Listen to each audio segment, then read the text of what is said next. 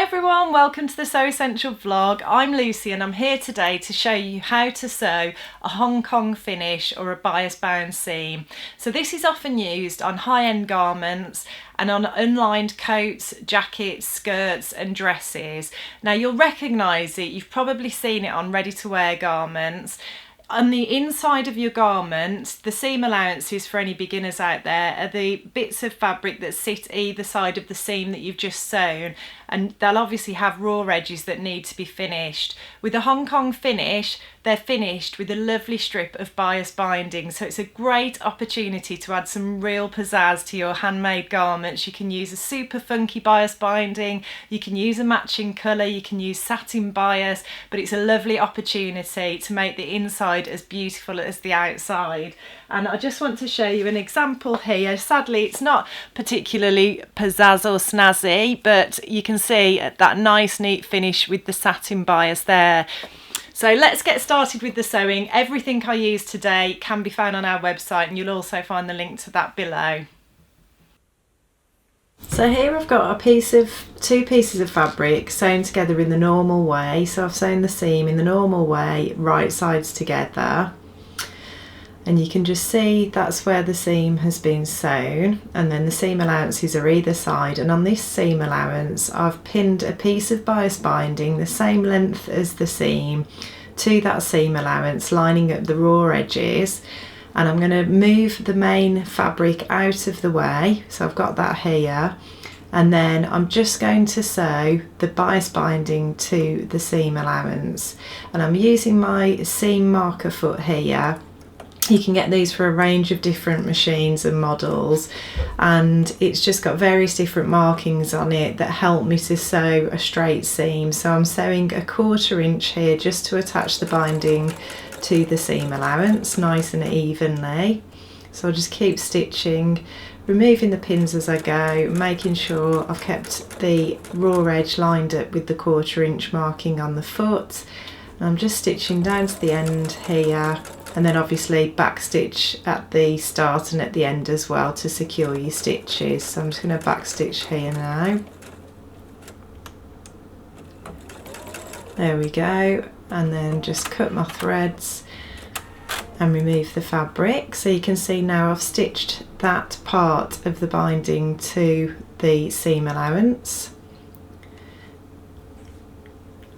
Okay, so I've brought that over to the ironing board and I've actually trimmed the seam allowance down slightly there because it's quite a bulky denim that I'm working with. Now that's an option, you don't have to do that, but you might want to do it because you're going to be turning the binding over and securing it down in place on that seam allowance. So if you're working with a bulky fabric like the denim, you might want to just trim things down a little bit, but if you do that, you've got to be really careful to make sure when you press the binding over the edge that it's nice and even, because obviously you haven't got your fabric there as a guide if you've trimmed it back slightly.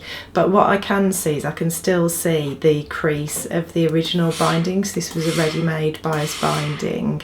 So I'm pressing it away from the seam, and then I'm going to fold it over and press that in place. And I want it to be 1/4 inch, so I want to make sure it's nice and even, and I also want to make sure it covers that stitching line of where I initially sewed the binding to the seam allowance with that 1/4 inch seam. So I'm just pressing that down in place now. There we go, that's nicely secured, and you can see it's nice and evenly pressed along that seam allowance. I'm just going to give it another little press from the right side as well, just to make sure it all sits correctly in place. There we go.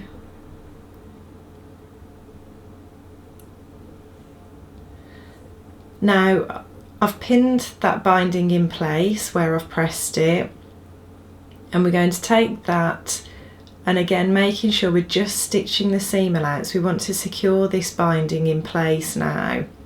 So we're not sewing on the main garment fabric again, we're just sewing on the seam allowance.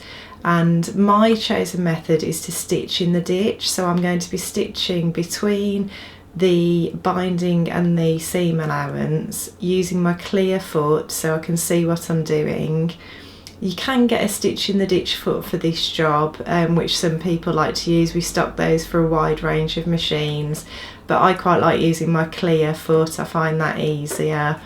And you are best off using, if you're using a contrasting binding, you're best off using a thread that matches the colour of the main garment for doing this job. So just take it nice and easy. It does require quite good sort of hand-eye coordination, this task, and I think the main thing really is just taking it nice and easy, not rushing, and you just want that needle to be falling in the ditch, which is between the binding and the main fabric. Just take your time, gently and slowly, and easy does it with this sort of task. And as I say, you could use a stitch in the ditch foot if you wanted to, but my preference is just to use my clear foot. I quite like the challenge of getting the needle in the ditch. So I'm just sewing right to the end there, and again, as always, remember to reverse stitch or fix stitch at the beginning and the end to secure everything. I'm just reverse stitching there, just a couple of stitches, cut my threads, and you'll be able to see that now that is nicely sewn. You can't see any of those stitches because I used a thread colour that matched the denim, and I've managed not to go onto the binding, and it's secured on the other side. I've caught it on the other side. It's really important to make sure that you do that. Now, there is an alternative method if you're not confident about stitching in the ditch. Instead, you could top stitch the binding down. Some people like to use that method. I do prefer the previous method, but this one looks nice and neat as well. And again, it's just down to personal preference.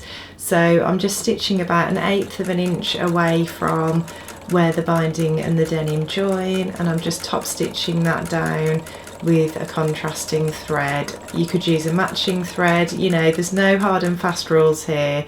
It's what you prefer and what works for you, but this is just another option if you're not confident about stitching in the ditch, and you can see that that looks nice and neat as well. So I hope you enjoyed the tutorial today. As I mentioned at the start of the video, everything I used today can be found on our website, and the link to our website's below. And if you did enjoy it, please like and subscribe to our channel, where you'll find lots more sewing tutorials, lots of sewing inspiration in the form of regular updates of new sewing patterns and new dressmaking fabrics, plus what we've been making. And that's it from me today. So thanks everybody, and I'll look forward to seeing you next time.